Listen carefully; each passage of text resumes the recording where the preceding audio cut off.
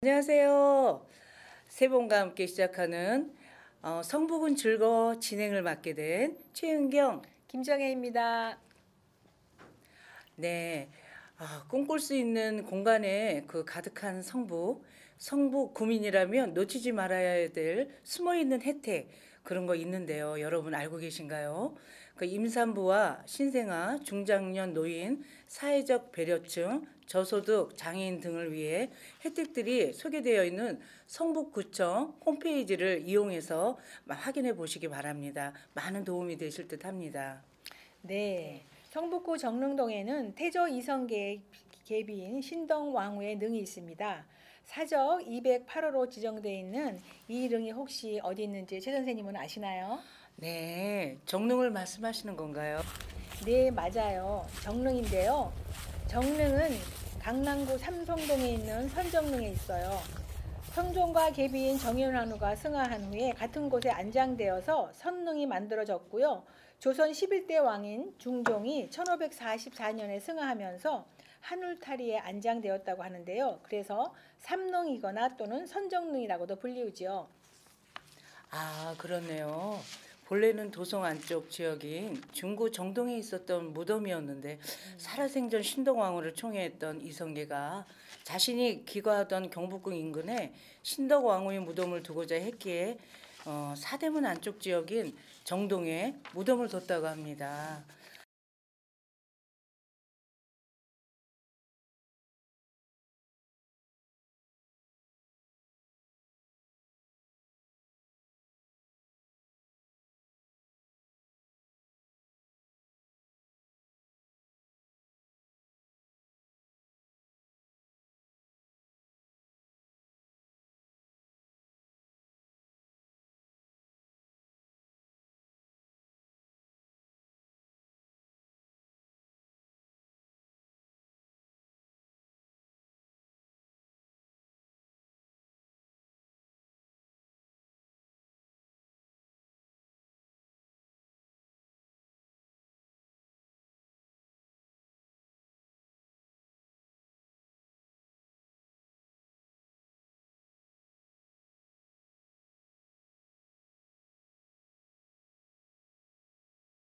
그런데 1409년 태종의 명령에 따라 지금의 자리인 정릉동으로 옮겼다고 하죠. 네. 한양의 중심가였던 사대문 안쪽에서 외곽이었던 정릉동으로 무덤이 옮겨진 것은 계모 신덕왕후에 대한 이방원의 증오심과 또 경계심 때문이라고 알려져 있는데요. 본처인 신의 왕후 소생인 그 태종으로서는 계모인 신동왕후의 묘였으니까 그럴 만도 했지 않겠어요? 그렇군요. 원래는 안암동으로 능지를 이전할 계획이었는데 묘역을 조성할 때 물이 솟아났다고 하죠. 그래서 그 능을 이장하면서 능 주변에 있던 비석이나 석상을 모두 제거하고 능을 묘로 격화시키고 사실상 주인 없는 그 가묘이나 가묘로 전락시켰고 세종대왕 때는 영정마저도 불살랐다고 하니 놀라울 따름입니다. 네, 맞습니다.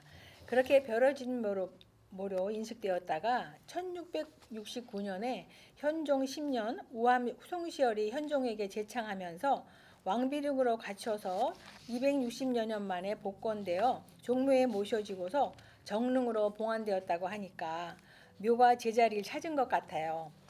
재미있는 일화가 하나 있는데요. 복권 후에 첫 번 제사를 모시던 11월에 겨울비가 무척 세차게 내렸답니다. 그 비를 선덕 왕후의 원한을 씻는 비라고 하여서 세원지우라고도 불렀다고 합니다. 그렇구나. 다시 봉안되어서 참 다행입니다. 네.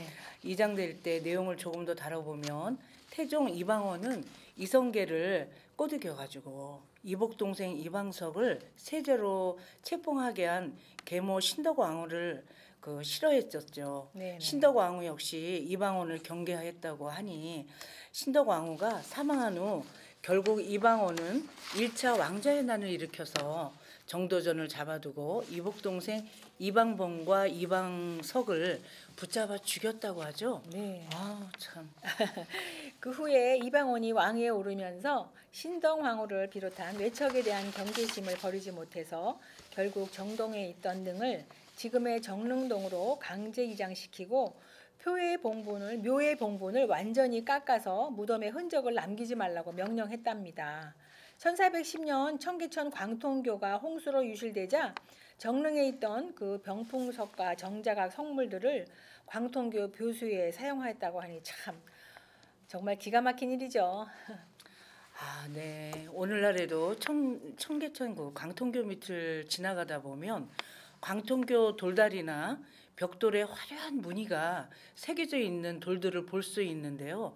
이게 바로 정동, 정릉에 있던 성물들이라고 하죠. 네. 그리고 이 돌들을 보면 제대로 놓인 게 아니라 아예 뒤집힌 채 끼워진 돌들로 볼 수 있는데 조선이 사라진 후인 오늘날까지도 신덕왕후와 태종의 악연을 제대로 보여주는 건축물로 볼 수가 있는 거죠. 네, 맞습니다.